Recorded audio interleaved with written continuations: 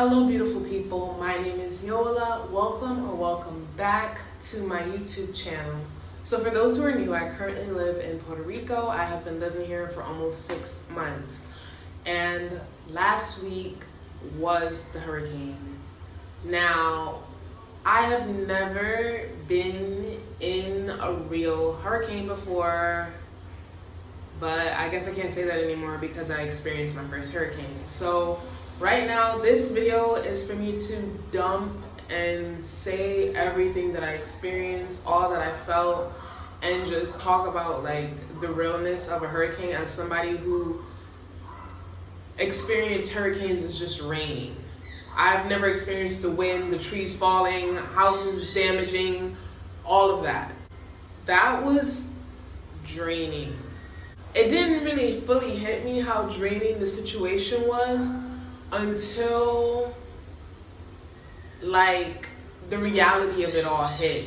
The hurricane started on Saturday and the power went out the same day.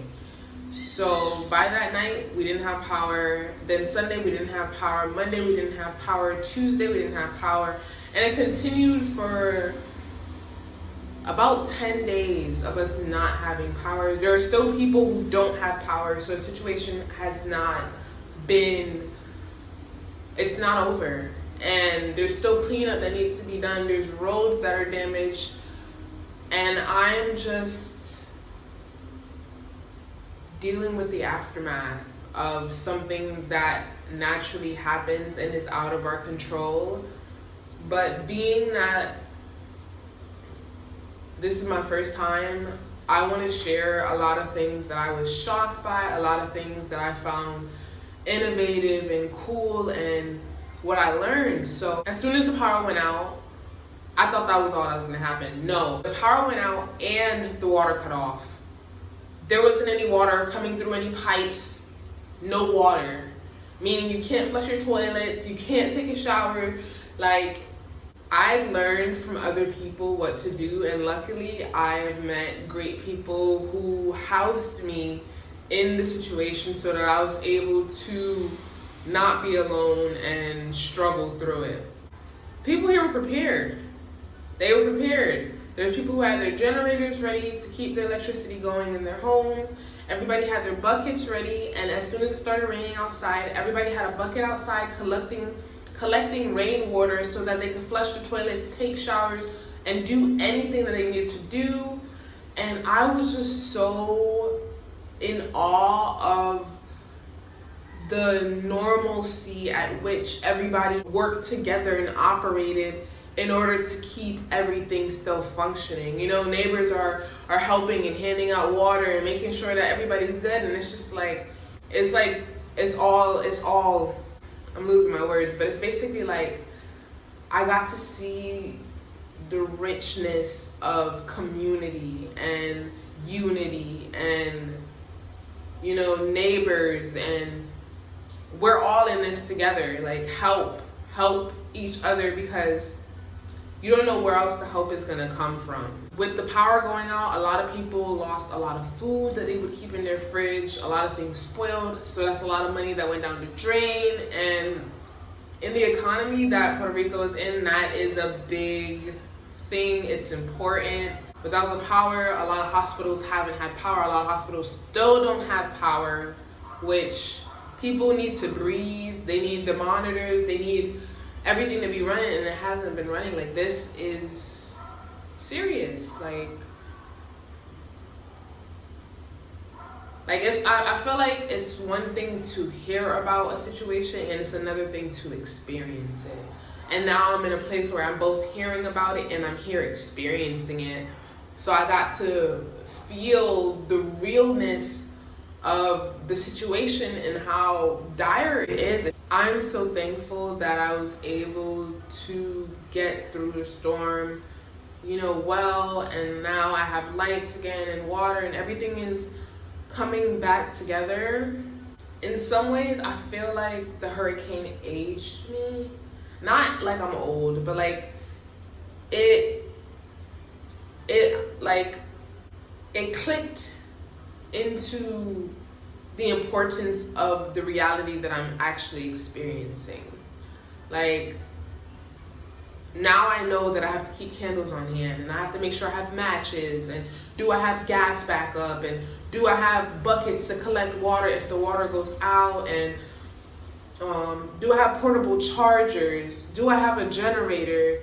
Like, these are things that are necessary in the area that I'm in order to continue functioning. This is like my first time experiencing something like this ever. And I found it so cool how quickly everybody reacted to it, how people knew what to do, you know, and how calm everybody was. But over the time without electricity, you could start to feel the irritation of people trying to just live, because in the vicinity that I'm in, a lot of people cook with electric stoves. So without that, you have to get a backup. And then if you have a generator, there are people who was filling all types of things that are not supposed to be filled with gas because they were in a state of panic and they really needed electricity. So gas stations were running out of gas. Literally, I remember driving past 3 or 4 gas stations that had all zeros on them, and they were blocked off because there was no gas. And I was just like,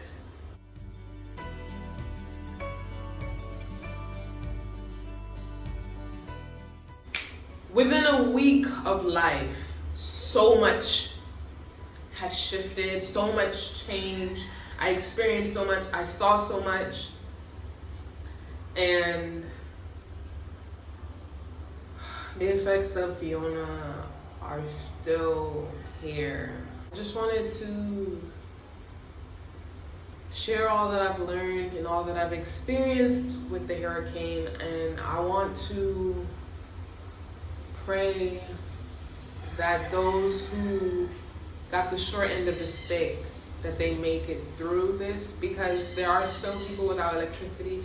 There are people who have lost their home because they have flooded, and wind and trees have broken businesses, broken homes. So yeah, it's a lot. It's a lot to take on at once.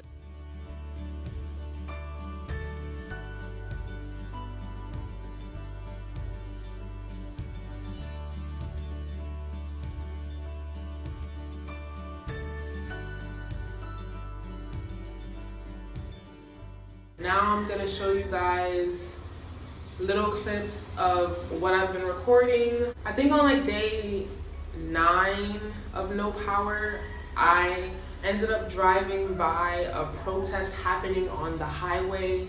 I didn't record it because I didn't expect it, and we were driving past so quickly that I couldn't pull out my camera to capture it. So, update you guys, it is after Fiona, and a little while ago we just drove past protesters in Mayaguez who were protesting about not having light because it's been over a week and there still isn't any light. A lot has happened, and I've learned and experienced a lot through this entire ordeal. I realized that without power, people go to where power is if they can. So there was a bar and grill that had electricity, and a lot of people ended up coming out for karaoke, and that's where I ended up for one of the nights of me not having electricity. It was something for me to do besides sit in my home wallowing in darkness and just waiting and not knowing when the electricity would be back.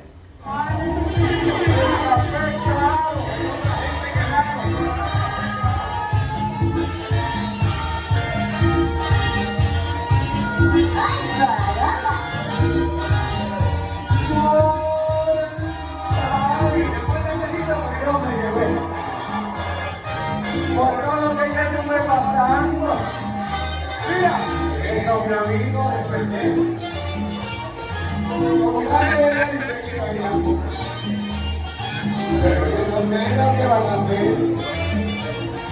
Pues la gente que el diablo está esperando. Y si no te corriendo, te va a ver. El rayazo te lleva ese diablo. Porque no se problema de la vida. Dale cinturita ahí. Pero qué rico, mami.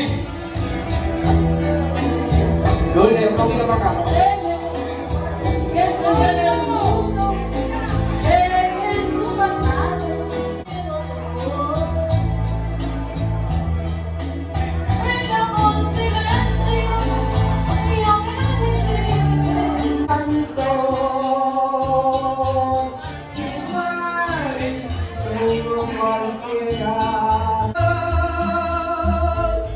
Y si el corazón llora.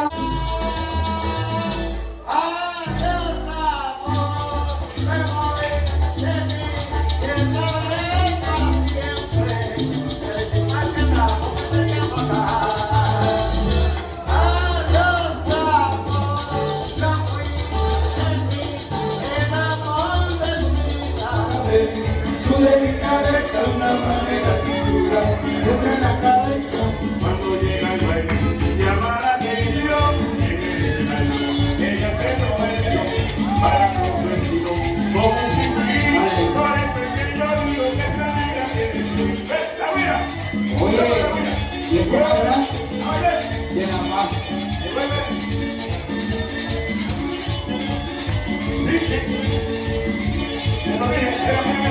Así me gusta ver, con la sabrosura, una morena, la cintura. A mí me gusta ver con la sabrosura, con esa morena. Mueve la manita, swing, Y goza, swing, qué lindo. swing, swing, swing. Ahora sí, vamos morena. Ahí Caballo va corto, salsa. relajante, es para que goce. Relajante, Janito.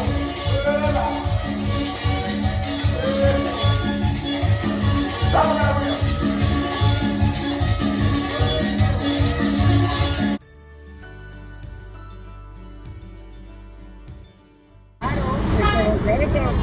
Que se lo diga, para que tengas tu cosa, que entiendas.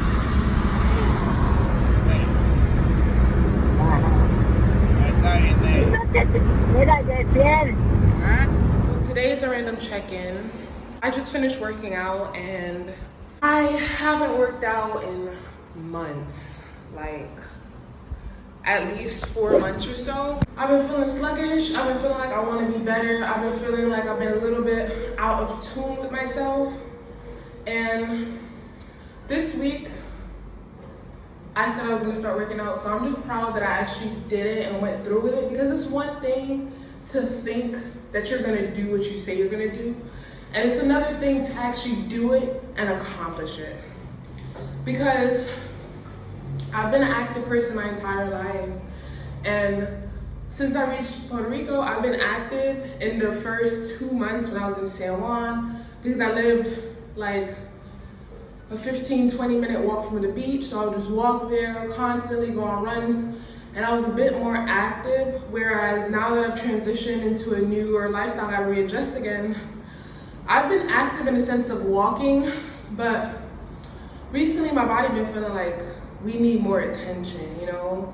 So I've been planning to implement purposeful workouts at least once a day. Honestly, I want to work out twice a day. I want to do an actual fitness kind of workout, and then I want to do yoga and balance the two, because I feel like it's time for me to tap back into like the flow of my body, feeling great. And I noticed too that every single fall I go through this wanting to be better. And I think it's because my birthday is in fall. My birthday is actually in a couple of days. I'm gonna be 26. So I feel like right now I'm in a spur of motivation of like, it's a new year of life, like let's get back to it. Like, I'm still young. I love my body, I love how great it looks. It's not about the outward appearance, it's more about how I feel on the inside. When I work out, I feel more stronger, I have more energy. I feel more light, I feel more fun, you know? So I'm getting back into it. I just finished a workout that when I started the workout, I'm not gonna lie, you guys, I felt like I didn't want to do it. I was like doing it and I was like, ow, this kind of hurts. And then I was like, why am I doing this? You know, like I'm having all these internal thoughts. But the truth is, I'm not doing it for instant gratification.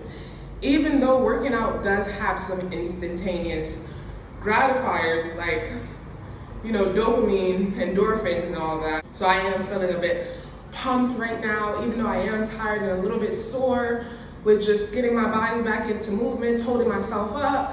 And I'm just like, I don't look physically out of shape, but the way that workout made me feel, I'm like, girl, where have you been? I didn't expect to sweat this much, which means I really got a good workout in.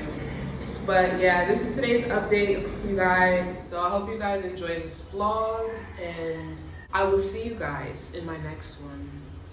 Bye.